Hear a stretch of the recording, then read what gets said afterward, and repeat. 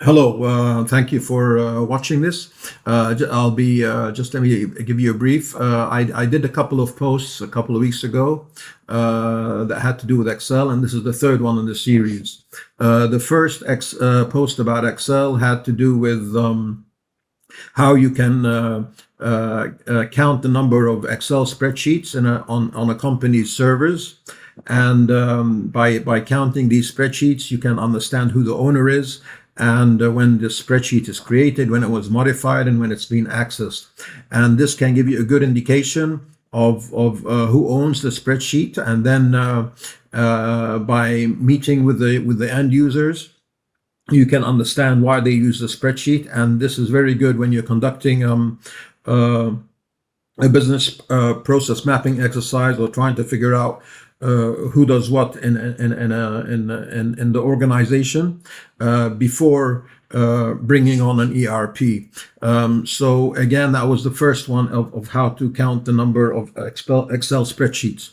The second one touched on the first one, which is basically mapping the business processes using swim lane diagrams, meeting with the users. And I had recommended you set up a meeting room and you project everything on a big screen, and you meet with the process owners and map the processes. And as you're mapping the swim lane diagram processes, you're actually capturing the data input, what they do exactly, the control points, any reports they produce, or anything that happens. So it's level 2, level 3 process mapping exercise, which can take months to be completed. But at the same time, as you're talking to the users, you're actually finding out within the process if they've opened the spreadsheet, if they've created data in it, or if they retrieved anything from the spreadsheet, be it an invoice or a credit limit that is owned by the finance user or by any user in the company for whatever task they're doing. So again, this is the third post that has to do with Excel. Excel is a very powerful tool to use, but at the end of the day, if you've invested in ERP, you want to make sure that you're still not competing with the ERP functionality. You can utilize Excel to extract data, monitor data, analyze data, and of course use KPIs. And besides Excel, you can use Tableau or Power BI, and I'm sure there are other spreadsheet tools nowadays that have the AI capability to do this analysis for you.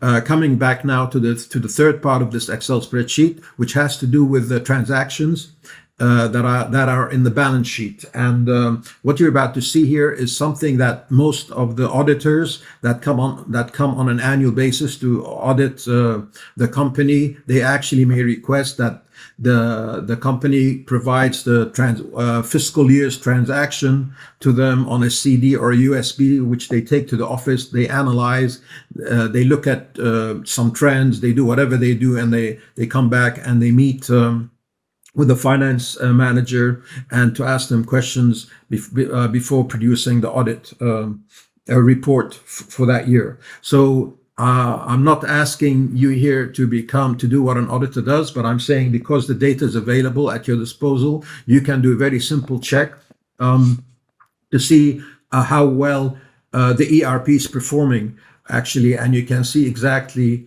some insight as to who does what on the transactions, and if there's any delays or bottlenecks, and what you can do about them. So I'll briefly go here. I'll spend maybe 3-4 minutes just going through this, and I hope you can benefit. This is a sample spreadsheet here, and the data has been imported from an ERP system or a finance system, and everything here that's been imported has to do with financial transactions. What I did here, I created 2 more fields. I call them the posting date and the document date. The posting date is coming from this timestamp, and the document date is coming from this timestamp. Again, and whenever you're posting, it's the day that you've posted a transaction. The document date is the document date that this transaction should be reflected in that particular period. You know that. And then you've got the debits and the credits for the document. So I just created these 2 extra fields so it can make my analysis easier. So again, here you've got the user ID, you've got the type of GL code, you've got the source of the document source, of course, because you know, when you do a document, you can have many debits, many credits, or what have you. So again, before I create the pivot table, I just wanted to confirm that the total amount of the debits, which is here, which is this is the sum, matches the total number of credits. Okay, so they match. If there's anything missing, then of course you don't have a balanced extraction from your database. So here I've extracted, and I think I have 7 periods worth of data in this example. So let me go to once I've got the GL transactions and I've gone through them again, I create a pivot table, and this is an example of the pivot table here. Excuse me, my mistake. Let me switch to another. Let me switch to another one. This is the same. This is the same table extraction, but I wanted to show it in here because I've got some comments here. Of course, now what I've done here in the pivot table, I've taken the posting date and put it on the vertical, and I've put the document date on the vertical and the posting date horizontal. And I've done a count of the transactions just to start off with. And what you have here is ideally in a finance department, all transactions should be posted on the month that they occur. So here you should have everything should be in the yellow. Anything above the yellow, a diagonal, in the blue, for example, there's a delay. In other words, what I'm saying here for this first example, in the month of January, there were 249 transactions that I counted. 494 were done in February, 42 were done in March, and in April, 159, and 14 were done in July. Now, again, this is just numbers. It's all statistics, but there's more to this than just statistics. I'm just showing you a count now, but something that would make more sense. Of course, I've got some samples here. You can read that at your own time. I will now convert. I will not remove the count. Sorry, I will remove the count and I'll put the sum of the debits, which will make a bit of more sense. So here, what we're saying is, we did for the January, there were $132,000 worth of posting, and $500,000 were done in February.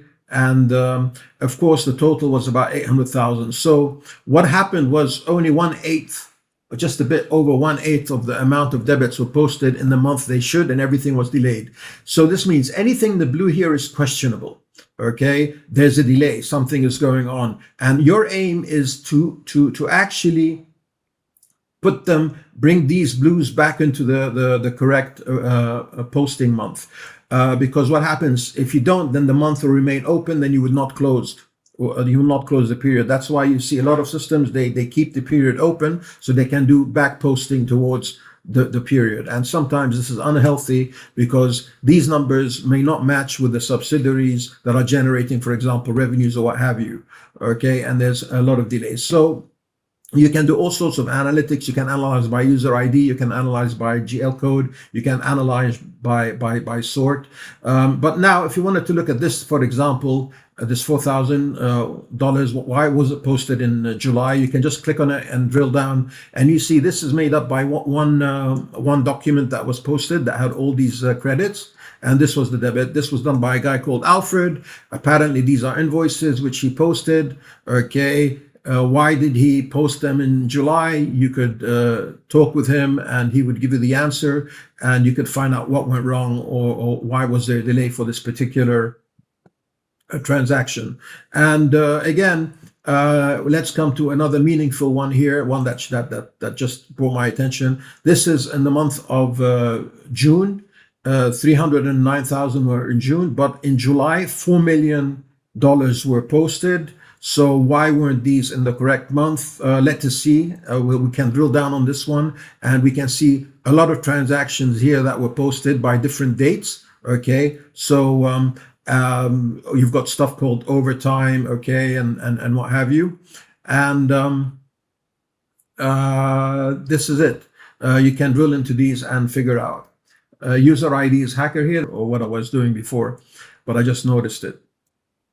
Okay, so I hope this helps, and let me know if you have any questions. Thank you.